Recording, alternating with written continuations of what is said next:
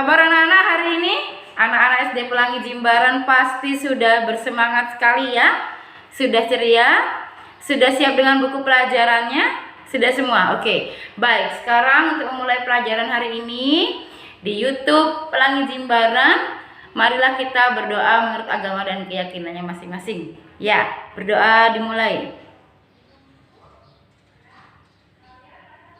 Berdoa selesai.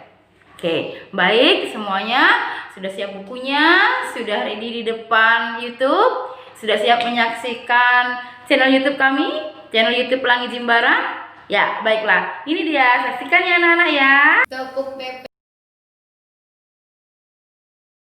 Tepuk PPK, religius, nasionalis, mandiri, gotong royong, integritas. Pelangi Jimbaran berkarakter kuat. Salam PPK, salam cerdas, berkarakter, menyenangkan, luar biasa, hebat.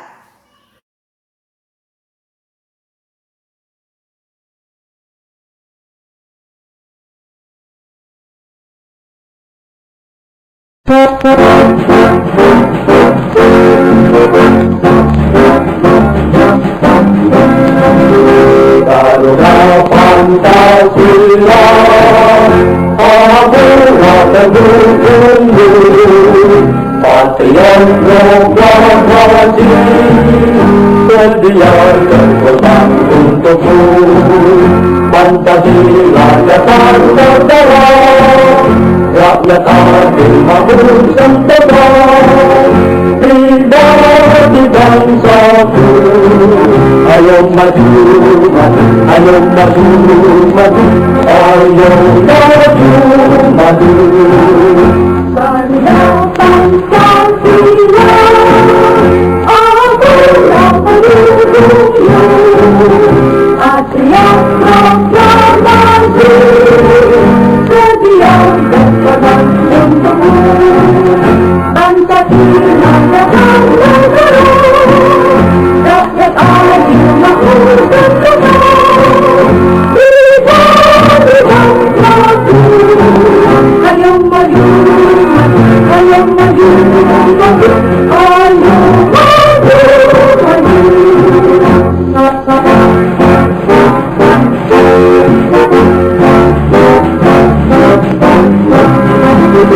Garuda Pancasila, Abura pendukungmu, Patriot proklamasi, sedia berkorban untukmu. Pancasila datang negara, rakyat adil makmur sejahtera, pribadi bangsaku. Ayo maju, maju, ayo maju, maju, ayo maju, maju. Garuda Pancasila, Abura pendukungmu, Patriot proklamasi, sedia berkorban untukmu. Pancasila datang negara, rakyat adil makmur sejahtera, pribadi bangsaku. Ayo maju, maju, ayo maju, maju, ayo maju, maju.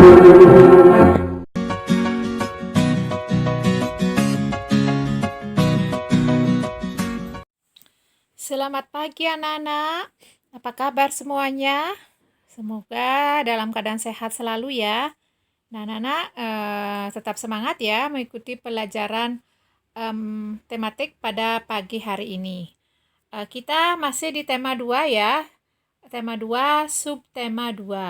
Nah, di sana pentingnya udara bersih bagi kesehatan. Kita sekarang akan bahas bahasa Indonesia, PKN, dan IPA. Lanjut ya anak-anak ya. Nah, bahasa Indonesia dulu ya.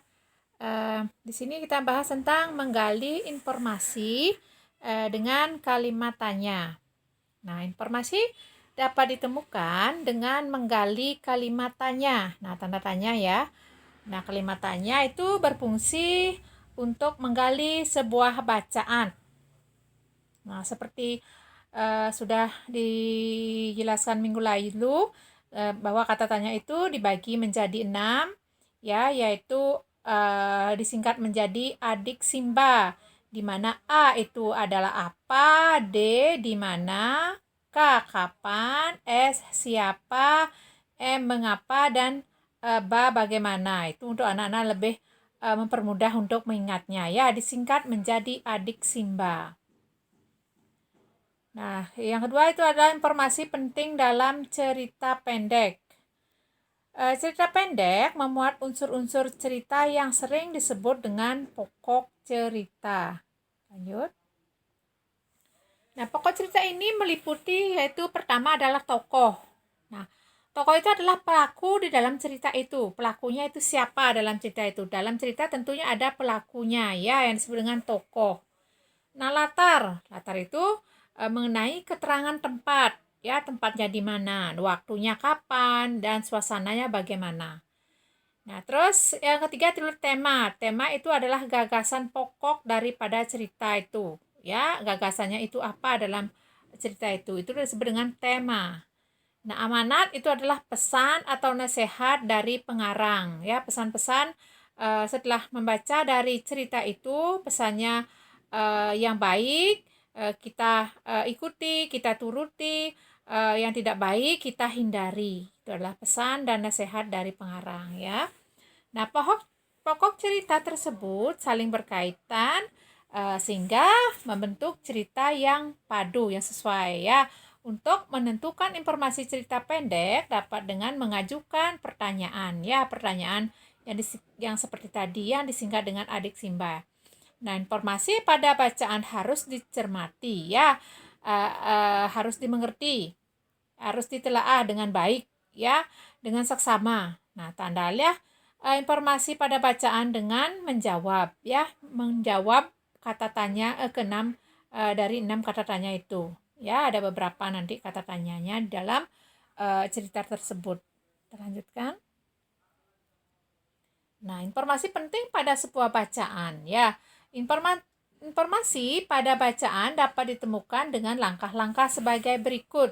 Nah, bacalah bacaan tersebut secara menyeluruh, artinya tidak sepenggal-sepenggal, tidak setengah-setengah, ya, harus dibaca dari awal dan cerita dari awal dan sampai akhir, ya. Nah, kedua itu adalah pahami inti bacaan tersebut dengan mengajukan pertanyaan, ya. Dipahami isi ceritanya, tidak hanya membaca begitu tidak ada yang dipahami, ya. Nah, terus jika berupa teks, perhatikan unsur-unsur intrinsiknya. Apa itu unsur-unsur intrinsik? Ya, seperti tokoh, dan wataknya dari tokoh itu bagaimana, terus alur ceritanya, latar dan amanatnya itu bagaimana. Itu harus diperhatikan dalam sebuah cerita. Lanjut, ya. Nah, sekarang kita bahas paragraf, anak-anak. Apa itu paragraf? Nah, dalam suatu cerita tentunya ada beberapa paragraf, ya. Paragraf itu adalah susunan atas beberapa kalimat. Nah, setiap paragraf tersusun atas kosakata. Kosakata itu adalah kumpulan kata yang merupakan bagian dari bahasa tertentu yang digunakan untuk menyusun kalimat. Nah, di sini kita akan membahas sinonim, ya. Ada antonim, ada sinonim. Nah, sinonim ini adalah kata yang memiliki arti sama atau hampir sama, ya, yang sering disebut dengan persamaan kata atau padanan kata. Nah, contoh arti sama misalnya sudah, sama artinya dengan telah, ya. Saya sudah selesai belajar, saya sudah selesai mengerjakan PR, saya telah menyelesaikan mengerjakan PR, selesai mengerjakan PR. Nah, sebab itu sama juga artinya dengan karena. Nah, contoh hampir sama misalnya melihat, menonton, menatap. Itu berbeda, ya. Melihat sebenarnya beda dengan menonton, tapi hampir sama dan lain sebagainya. Kita lanjutkan. Sekarang kita ke pendidikan Pancasila dan Kewarganegaraan atau PPKN. Hak, kewajiban, dan tanggung jawab merupakan 3 hal yang berbeda ya. Tetapi berkaitan erat satu dengan yang lainnya dan tidak bisa dipisahkan. Nah, apa itu hak anak-anak? Hak adalah sesuatu yang mutlak yang dimiliki oleh setiap orang. Setiap orang itu pasti mempunyai hak ya. Di suatu tempat yang berbeda ya, dan punya hak di sekolah, hak di rumah, itu bagaimana ya. Kewajiban adalah sesuatu yang harus dikerjakan seseorang, harus dilakukan, harus dilaksanakan seseorang ya. Seseorang tidak bertanggung jawab jika ia mengabaikan atau tidak melaksanakan hak dan kewajiban. Lanjutkan. Nah, bagaimana hak dan kewajiban serta tanggung jawab ya di lingkungan sekolah? Hak dan kewajiban harus dijalani dengan seimbang ya. Nah, apabila tidak seimbang atau ketidakseimbangan antara hak dan kewajiban dapat menyebabkan terjadinya pelanggaran. Nah, apabila terjadi pelanggaran, akibatnya adalah kehidupan akan menjadi kacau ya. Nah, seseorang yang melaksanakan hak ya, yang telah melaksanakan hak dan kewajiban secara seimbang ya disebut orang yang bertanggung jawab ya. Anak-anak harus selalu melaksanakan hak dan kewajiban sehingga menjadi anak yang bertanggung jawab ya, karena tanggung jawab itu harus dilaksanakan, harus dipelajari sejak dini, sejak kecil ya, sehingga anak-anak sampai besar pun terbiasa dengan tanggung jawab masing-masing. Tidak boleh kita lepas dari tanggung jawab ya. Yang pertama, hak di lingkungan sekolah. Nah, setiap peserta didik mempunyai hak dan kewajiban yang sama, yaitu contohnya misalnya menggunakan fasilitas sekolah, meminjam buku di perpustakaan, mempunyai hak yang sama di sekolah ya, tidak dibeda-bedakan. Nah, sekarang kewajiban kalian itu apa? Nah, kewajiban di lingkungan sekolah. Setiap sekolah wajib membuat peraturan. Nah, di setiap sekolah itu ada peraturan atau tata tertib yang harus kalian taati ya, yang harus kalian patuhi ya, yang dapat mengatur tingkah laku warga sekolah. Ini bukan berarti murid saja, semua warga sekolah harus mematuhi aturan atau tata tertib sekolah. Nah, peraturan tersebut wajib dilaksanakan dan ditaati ya. Nah, kewajiban seorang peserta didik ya, kewajiban seorang peserta didik di lingkungan sekolah contohnya adalah mentaati peraturan dan tata tertib yang berlaku di sekolah ya, menjaga ketenangan dalam proses belajar, artinya tidak selalu membuat keributan, kekacauan di sekolah ya, agar proses belajar mengajar berjalan dengan lancar dan tenang ya. Nah, menghargai dan menghormati seluruh warga sekolah ya, seluruh warga sekolah harus kita saling menghormati. Baik, kita lanjut anak-anak. Nah, sekarang musyawarah mufakat ya. Musyawarah mufakat itu merupakan bagian dari kehidupan demokrasi. Musyawarah merupakan bentuk pengamalan sila keempat daripada Pancasila. Ya, kerakyatan dipimpin oleh hikmat kebijaksanaan dalam permusyawaratan perwakilan. Itu adalah bunyi dari sila keempat Pancasila. Nah, sekarang bagaimana tata cara musyawarah yang baik dan benar? Nah, untuk mencapai musyawarah mufakat, nah di sini untuk mencapai musyawarah mufakat, tata cara musyawarah yang baik itu adalah yang pertama, mengutamakan kepentingan bersama di atas kepentingan pribadi ya. Kita harus mengutamakan kepentingan bersama terlebih dahulu ya, di atas kepentingan pribadi atau golongan ya. Memahami permasalahan yang dimusyawarahkan. Apa itu yang dimusyawarahkan? Itu terlebih dahulu harus kita pahami, ya. Nah, itu. Kita lanjutnya, ya. Nah, sekarang setiap anggota musyawarah memiliki hak juga, ya, sama seperti tadi. Kalau sekolah anak-anak memiliki hak dan kewajiban. Nah, saat musyawarah itu juga memiliki hak dan kewajiban, ya. Hak dan kewajiban dalam musyawarah itu yang pertama adalah hak anggota musyawarah, ya. Contohnya adalah menyampaikan pendapat, bebas menyampaikan pendapat, ya. Tetapi ada aturannya, sesuai aturan, ya. Terus memberikan saran. Nah, boleh memberikan saran dan kritik yang sifatnya membangun, ya. Nah, terus menyetujui atau menolak, boleh menyetujui atau menolak pendapat orang lain, asalkan dengan cara-cara yang baik, ya, cara-cara yang sopan, dengan kata-kata yang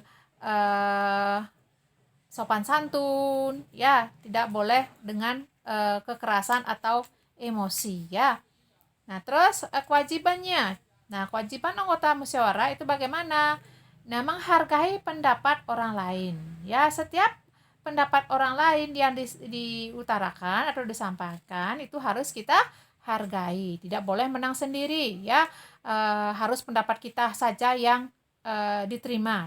Itu tidak boleh, harus menghargai seluruh warga yang ikut dalam seluruh warga atau anggota yang ikut dalam musyawarah tersebut, ya. Nah, kedua itu contohnya adalah menghormati perbedaan pendapat. Nah, apapun yang disampaikan oleh anggota musyawarah itu harus kita hormati, ya. Nah, terus yang ketiga itu mentaati tata tertib. Misalkan tata tertib itu harus datang tepat waktu, ya. Saat musyawarah itu harus dengan tenang menyampaikan pendapat, ya. Tidak boleh meninggalkan musyawarah, ya. Saat sedang musyawarah itu tidak boleh meninggalkan sebelum waktunya, sebelum selesai, ya. Itu misalkan tata tertib saat musyawarah.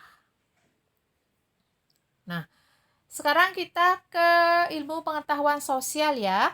Nah, ilmu pengetahuan sosial itu atau IPS. Nah, di sini kita membahas tentang pengaruh kegiatan ekonomi terhadap kesejahteraan masyarakat. Anak-anak, kegiatan ekonomi sangatlah penting bagi masyarakat.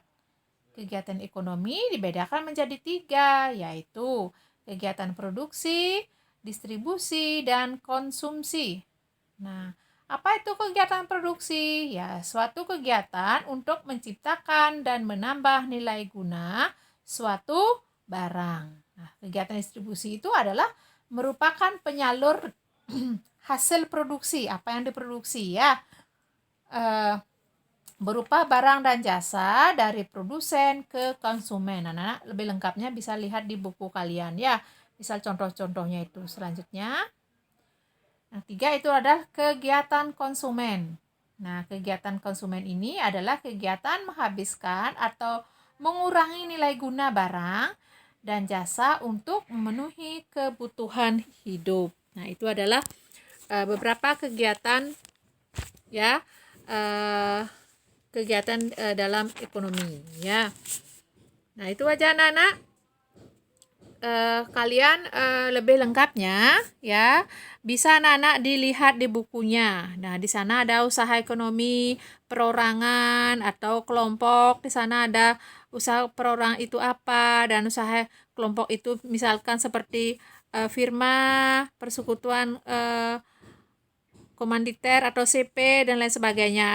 PT juga, ya. Anak-anak itu bisa dilihat di halaman 54, ya. Lebih lengkapnya anak-anak coba baca bukunya, ya. Baca-baca bukunya semuanya itu di tema 2, subtema 2, ya.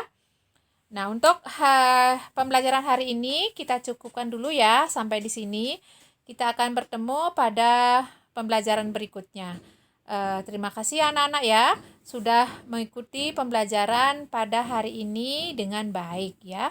Sampai jumpa anak-anak. Nah, bagaimana? Sudah menyaksikan YouTube-nya tadi? Sudah menyimak dengan baik-baik? Jika kalian ada yang belum paham, kalian bisa pause kembali, kemudian kalian putar kembali, kalian pahami dengan baik-baik. Oke? Tetap semangat ya anak-anak ya, jangan mau kalah ya dengan lain-lainnya. Oke, tetap semangat.